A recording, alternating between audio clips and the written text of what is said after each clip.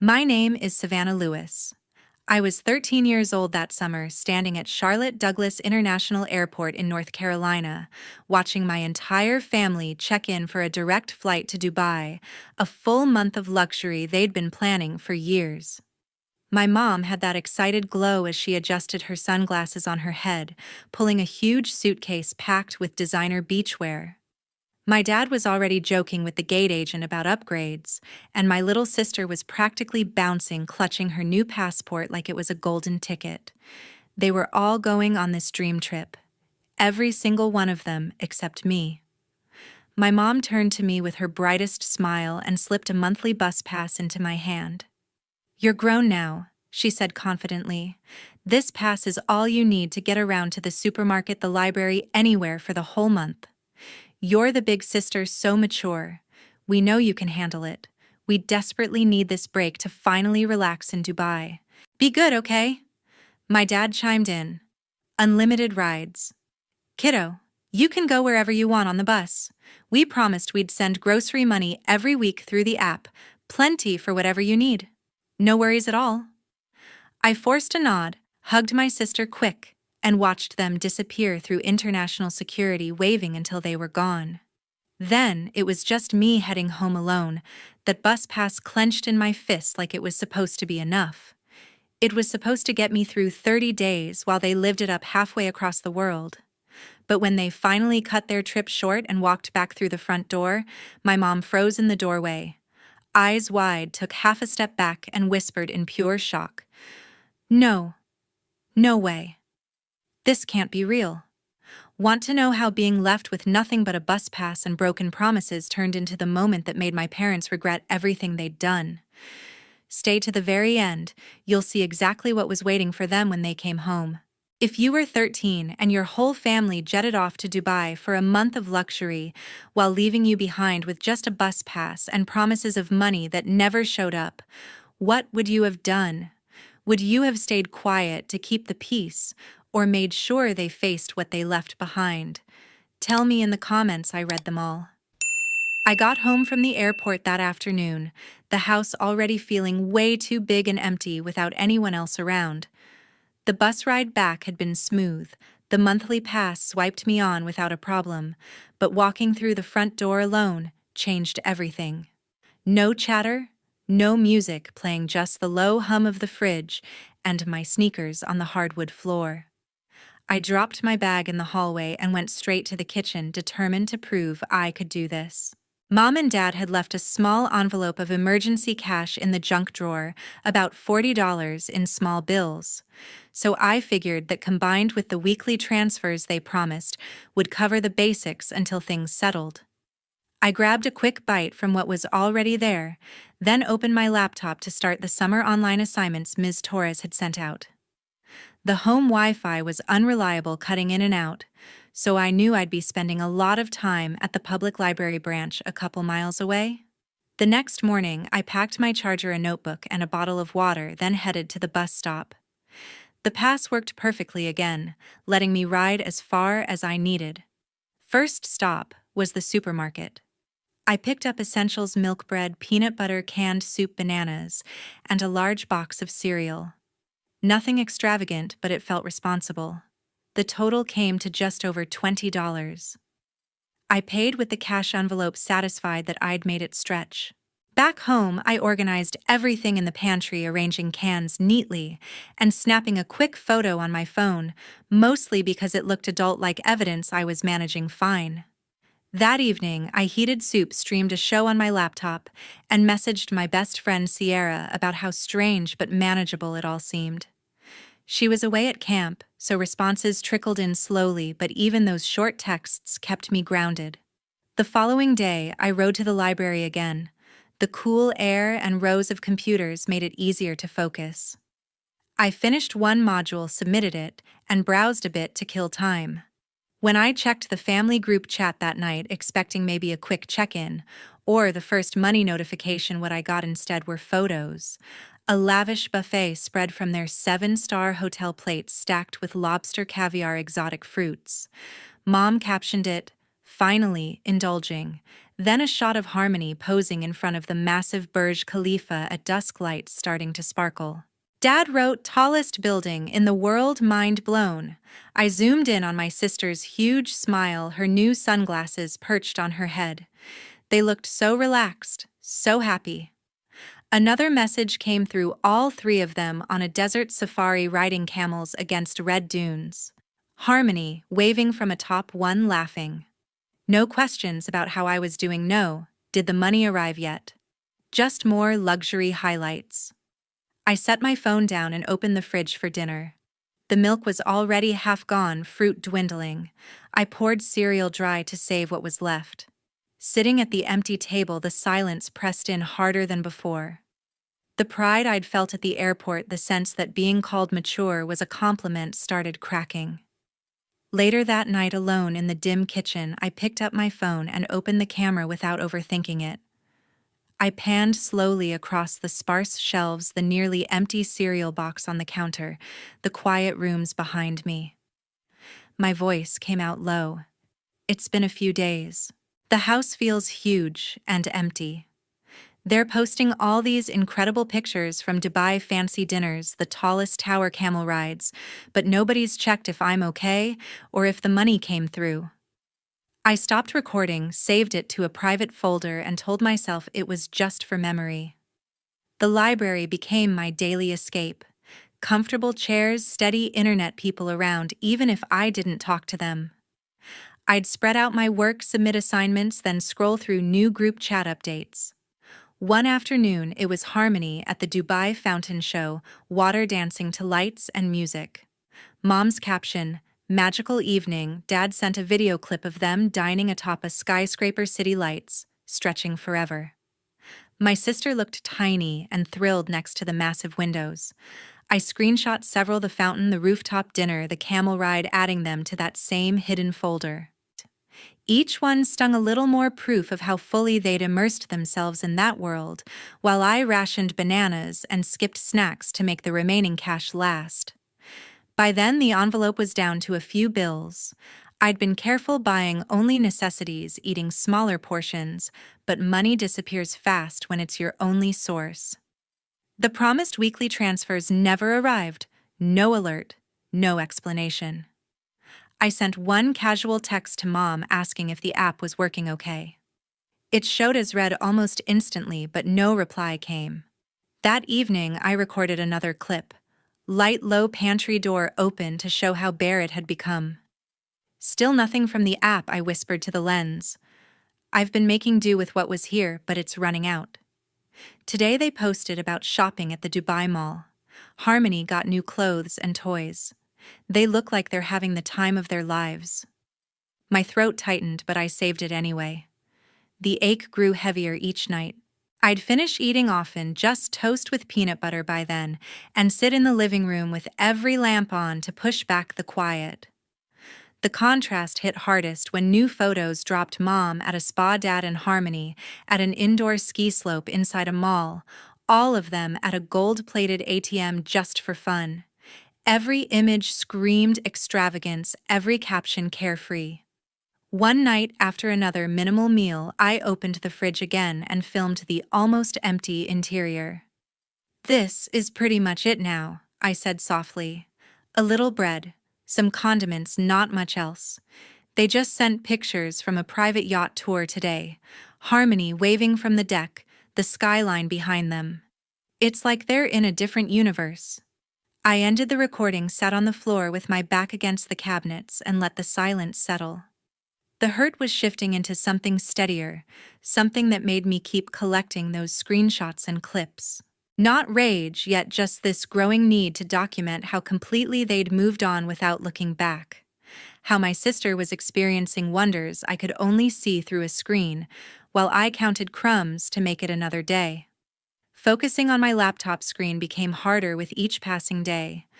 The lack of decent meals left me foggy-headed, and submitting the online summer assignments felt like pushing through mud. My work came back with lower scores than usual, notes from Ms. Torres pointing out missing details and rushed answers. She emailed first, gentle but direct, "Everything okay at home?" These don't look like your usual effort.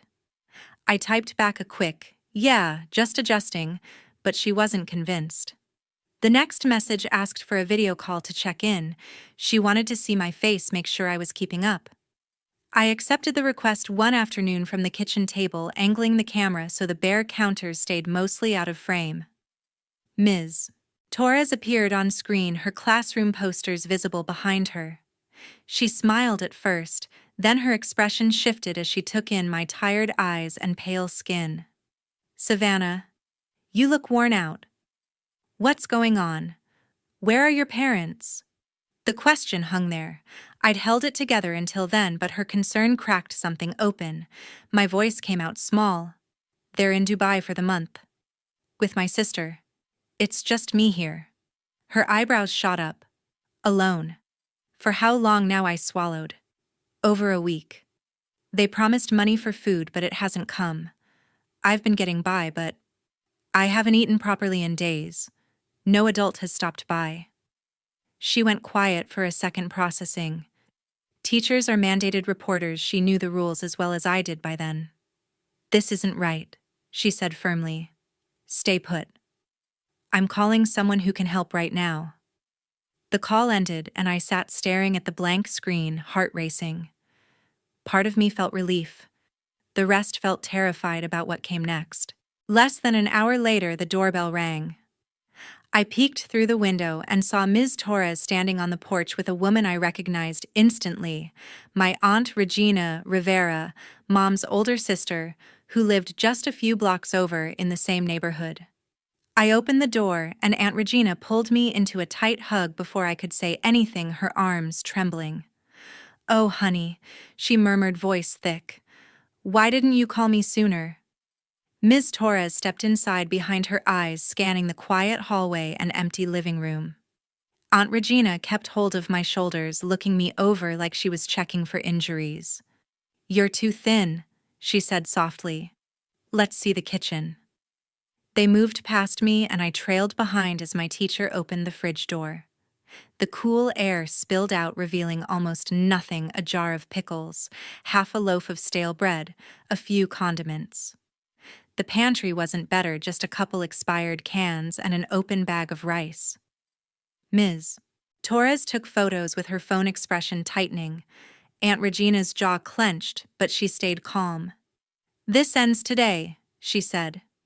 They didn't lecture or hesitate. Aunt Regina grabbed my hand. "Come on, we're going to the store right now." Ms. Torres drove us in her car to the nearby supermarket, the same one I'd bussed to before. This time felt different. They let me push the cart, filling it with real food: chicken, fresh vegetables, pasta, cheese, fruit, eggs, yogurt. Things I hadn't bought because they cost too much on my tiny budget. The total was higher than anything I'd spent alone, but Aunt Regina paid without blinking. Back home, we unpacked together, the kitchen suddenly full again. Ms. Torres excused herself to make some calls outside, while my aunt started dinner: grilled chicken with rice and steamed broccoli, simple but smelling incredible. As it cooked, I sat at the table and finally let the words spill out. I told them everything: the airport goodbye, the untouched promises of money, the constant Dubai photos that made me feel invisible. I pulled out my phone and showed a few of the videos I'd recorded: the empty shelves, my quiet voice describing how alone it felt.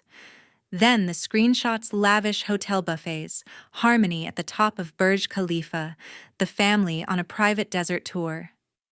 Aunt Regina's eyes filled as she watched, hand over her mouth. "Your mother and I need to have words," she muttered, anger flashing before she pushed it down.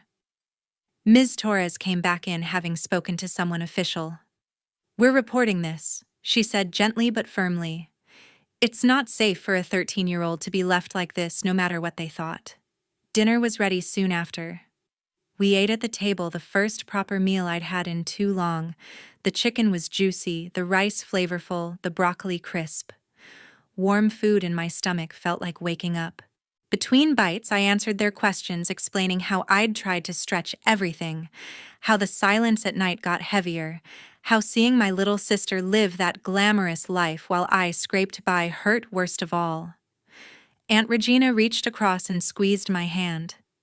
"You're not alone anymore," she said. "I'm right here, and I'm not going anywhere until this is fixed." After we cleaned up, the doorbell rang again.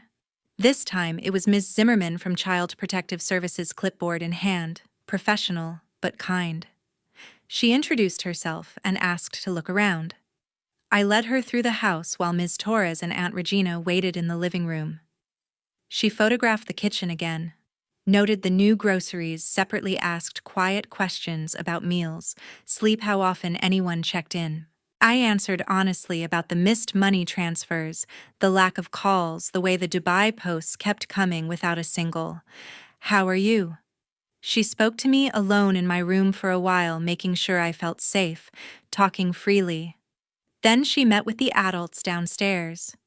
I heard low voices, serious tones.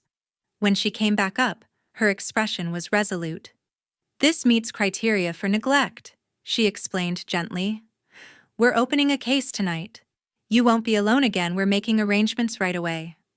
By the time she left, plans were set. I'd stay with Aunt Regina starting tomorrow, and follow-up visits were scheduled. Ms. Torres hugged me goodbye, promising to check in daily. Aunt Regina stayed that night on the couch just in case. Lying in bed later, stomach full for the first time in days, the house didn't feel quite so empty anymore. Someone had finally seen what was happening, and they weren't walking away. I packed a duffel bag with clothes, my charger, laptop, and a few books the next morning. Aunt Regina helped carry it to her car, and we drove the short distance to her house in the same neighborhood. The place felt familiar. Same style homes, tree-lined streets, but stepping inside hers was like entering a different world. The air smelled of coffee brewing and something baking, lights, warm, soft music playing from a speaker in the kitchen. She showed me to the guest room, bright with sunlight through white curtains. "Make it yours for as long as you need," she said, setting my bag down. I unpacked slowly, hanging shirts in the closet, placing my notebook on the nightstand. It already felt safer than the empty house I'd left behind. My phone buzzed with a text from Sierra. Her parents had okayed her staying over for a couple weeks. Aunt Regina had suggested it to help me adjust, and Sierra arrived that afternoon with her own backpack and a big hug. "No way I'm letting you go through this solo," she whispered as we hauled her stuff upstairs. Having her there turned the guest room into something closer to a sleepover. Posters we taped up temporarily, her sleeping bag on an air mattress beside the bed. Dinner that first night was spaghetti with meat sauce, garlic bread, and a big salad, food that filled the table and my plate twice. Aunt Regina let us help Sierra chopped vegetables while I stirred the sauce under her guidance. The kitchen filled with laughter when sauce splattered stories about school, normal things I hadn't realized I missed so much. Sitting down to eat together, passing bowls, actual conversation, it settled something deep inside me that had been unsettled for days. After cleanup, we curled up in the living room with bowls of ice cream. Aunt Regina asked if I wanted to talk more about what happened. I nodded, pulling out my phone to show the videos and screenshots I'd saved. We watched a few together, the quiet kitchen clips, my small voice describing the emptiness, the lavish Dubai posts rolling in without any check-ins. Sierra's eyes widened at the hotel suites and private tours. My aunt listened without interrupting, face tightening only slightly when Mom's captions bragged about pure bliss. When we finished, Aunt Regina closed the phone gently. "You were brave to document this," she said. "It hurts to see, but it's important." We talked late into the evening, not rehashing every detail, but about how ignored I'd felt, how the constant glamour shots made the silence at home worse. Sierra shared times she'd felt left out at family events, making me feel less alone in the ache. My aunt promised we'd handle whatever came next as a team. The routine over the following days brought a kind of calm I hadn't expected. Mornings started with breakfast together, pancakes or eggs, fresh fruit, real coffee for my aunt, and juice for us. Afternoons, we'd work on summer assignments side by side at the dining table, Sierra keeping me company, while Aunt Regina ran errands or worked from home. Evenings meant cooking simple meals, tacos one night, grilled cheese and tomato soup Another, always, with all three of us pitching in, chopping, seasoning, tasting as we went. The kitchen became the heart of everything, filled with smells and easy chatter. One evening, after a stir-fry dinner, my phone rang with a video call from Mom. The screen showed her in a hotel robe, Burj Al Arab visible through the window behind her. She looked annoyed before even speaking. "Savannah, what on earth is going on? Your school and some agency contacted us. Something about an investigation. Do you have any idea how this looks for us here?" I froze fork halfway to my mouth. Aunt Regina paused the movie we'd been watching and moved closer. Sierra squeezed my arm. Mom kept going. "We left you everything you needed. You're blowing this completely out of proportion. I can't believe you'd cause this kind of drama instead of handling things like we trusted you to." The words stung exactly like the ones at the airport, mature, handle it grown now. But this time, I didn't shrink. "You didn't send the money," I said, voice steadier than I felt. "I ran out of food. No one checked on me." She cut me off. "There was plenty to start with. And you know how to stretch things. This is embarrassing. People at work are asking questions now." Aunt Regina leaned into frame. "April, this is Regina. Your daughter was left without adequate support or supervision. That's not drama, that's reality. The authorities are involved because a child was neglected." Mom's face reddened. "Stay out of this. It's a family matter." The call ended abruptly after that screen going black. The room stayed quiet for a moment. Then my aunt pulled me into a side hug. "You did nothing wrong speaking up," she said firmly. Sierra nodded, eyes fierce on my behalf. The tension from the call lingered, but having them there protecting me, believing me, turned it into something bearable. For the first time, I felt shielded instead of exposed.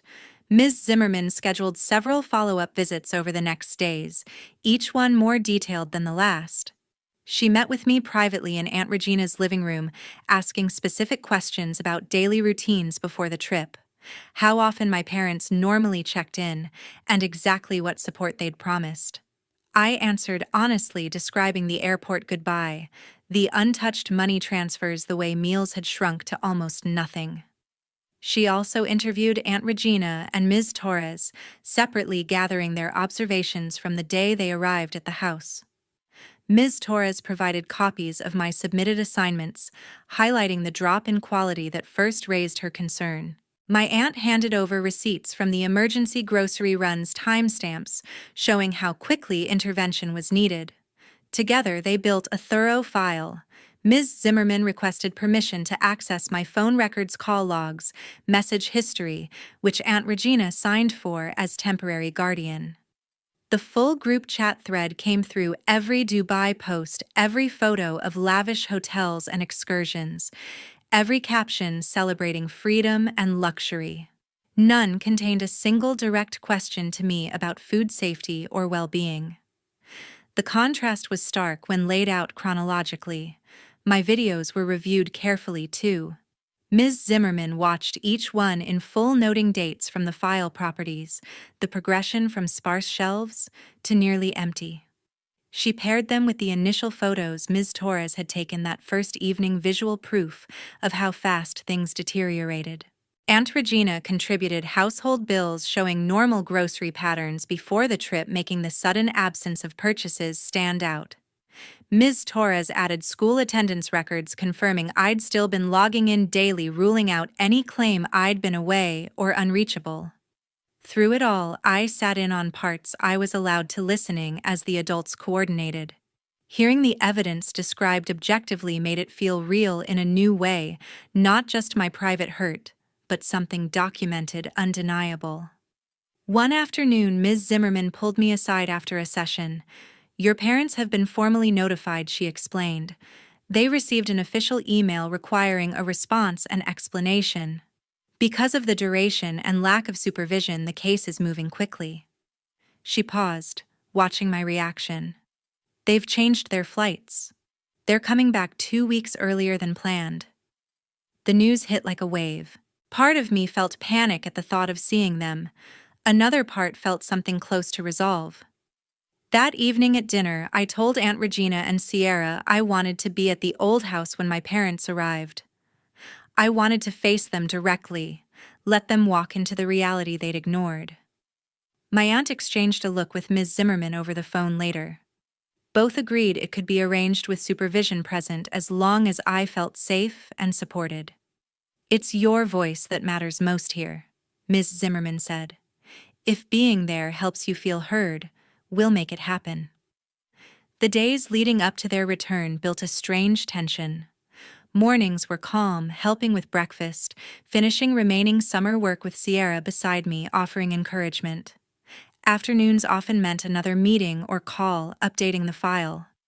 Evenings we'd talk it through my aunt, listening without judgment as I voiced the mix of nerves and determination growing inside. Sierra stayed close, suggesting we make a list of what I wanted to say if things got overwhelming. We wrote bullet points on paper, simple truths, like the missed money, the unanswered texts, how invisible I'd felt. Reading them back helped steady me. Aunt Regina shared stories from when she and Mom were kids, reminding me this wasn't my fault, that patterns of prioritizing image over care went back further than me. Her steady presence anchored everything.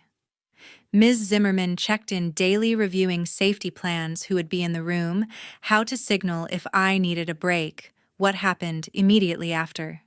Knowing professionals had my back eased the fear. By the night before their arrival, the mix of emotions had settled into something firmer. I wasn't the kid waiting alone anymore. I had proof, support, and a clear sense of what I deserved: basic care, attention, safety. Facing them wouldn't erase what happened, but it would force them to see it. Lying in the guest room with Sierra already asleep on the air mattress, I stared at the ceiling and felt the shift inside, worry still there, but underneath it a growing certainty that speaking my truth surrounded by people who believed me was the strongest thing I could do. The front door opened without warning that afternoon. Dad walked in first, wheeling a shiny new suitcase still dusted with fine desert sand, laughing over his shoulder about the insane heat at Dubai airport. Mom followed, sunglasses perched in her hair, arms full of glossy shopping bags from the mall, and a massive stuffed camel for Harmony. My little sister skipped in last, hand and grinning, clutching a glittery snow globe of the Burj Khalifa, already chattering about the gold vending machine and the aquarium tunnel. The laughter died the second they crossed the threshold. Ms. Zimmerman stood at the head of the kitchen table, in her navy blazer, folder open. Torres leaned against the counter, arms crossed. Aunt Regina sat tall in the chair opposite me, hand resting protectively on my shoulder. Sierra sat to my right, back, straight eyes locked forward.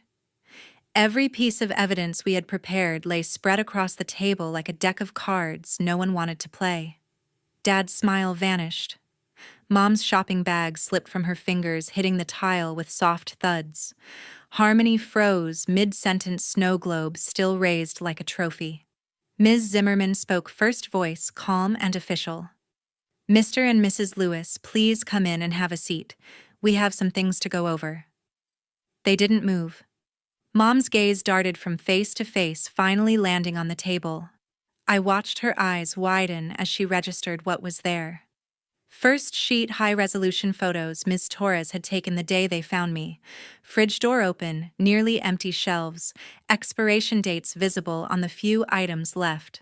Second, grocery receipts from Aunt Regina's emergency runs, bright yellow highlights marking dates and totals right after discovery. Third, printed screenshots of the entire family group chat, dozens of pages. Dubai hotel buffets at $200 a plate. Dad on a yacht at sunset. Harmony feeding giraffes on safari. Mom posing beside a Lamborghini in the mall. Not one message asking if I was alive, let alone okay. Fourth, still frames from my videos, my own tired face, the dark kitchen pantry doors showing nothing but dust. Mom's hand flew to her mouth. She took one involuntary step backward, heel catching the threshold. The words came out barely audible, shaking. "No. No way. This can't be real." I stood up slowly. Everyone's eyes turned to me. My voice didn't waver. You always told me actions have consequences, I said, looking straight at her, then at Dad. This time, they're yours. Silence swallowed the room. Harmony's snow globe slipped from her fingers and shattered on the tile glitter water spreading like fake snow. Dad finally found his voice hoarse. Savannah. We can explain. Ms. Zimmerman raised a hand. There will be time for explanations under supervised conditions. Right now, I'm delivering the emergency order.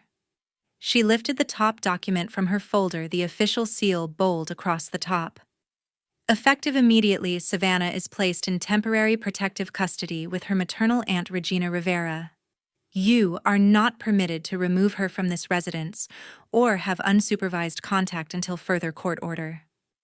Mom's knees buckled slightly. Dad caught her elbow. Harmony started crying, confused looking between all the adults. I didn't look away from my parents. You chose a month of luxury over making sure your daughter had food, I said quietly. This is what that choice looks like. Mrs. Zimmerman continued, voice steady. A full hearing is scheduled within the next 10 days. Parenting classes, psychological evaluations, and supervised visitation may be offered pending compliance. Until then, you'll need to make arrangements elsewhere tonight. Dad's face went white. You can't just take our child? This isn't punishment, Ms. Zimmerman cut in. This is protection. The evidence is clear prolonged absence of adult supervision, failure to provide basic necessities, and complete lack of welfare checks on a minor. North Carolina law is unambiguous. Aunt Regina squeezed my shoulder once, grounding me. Sierra reached under the table and took my hand. Mom's eyes filled with tears, but they didn't move me anymore. She opened her mouth, closed it, then tried again. Savannah, baby, we didn't mean. You didn't think I finished for her. And now we all have to live with that. Harmony's sobs grew louder. Dad bent to comfort her automatically, but his eyes never left the table and the undeniable proof covering it. Ms. Zimmerman closed her folder with a soft snap. Officers are on standby outside if needed for a peaceful exit. I strongly recommend you cooperate.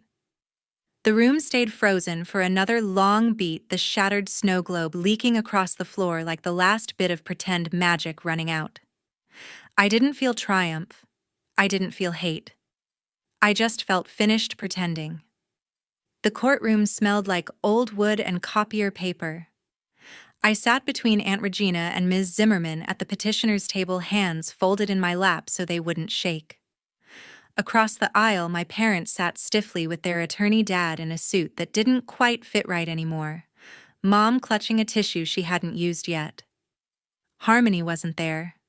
The judge had ruled the hearing too upsetting for a 9-year-old. The judge, an older woman with sharp eyes and a calm voice, called the case. Zimmerman stood first, laying out the emergency removal order and the evidence binder, the thickness of a phone book. She didn't raise her voice. She didn't need to. Every photo, receipt, and message spoke for itself. When it was my turn, the bailiff swore me in. I walked to the witness stand, feeling every eye in the room. The court reporter's fingers hovered over the keys. I kept my answers clear. Yes, Your Honor, they left me with a bus pass and promises of money that never came.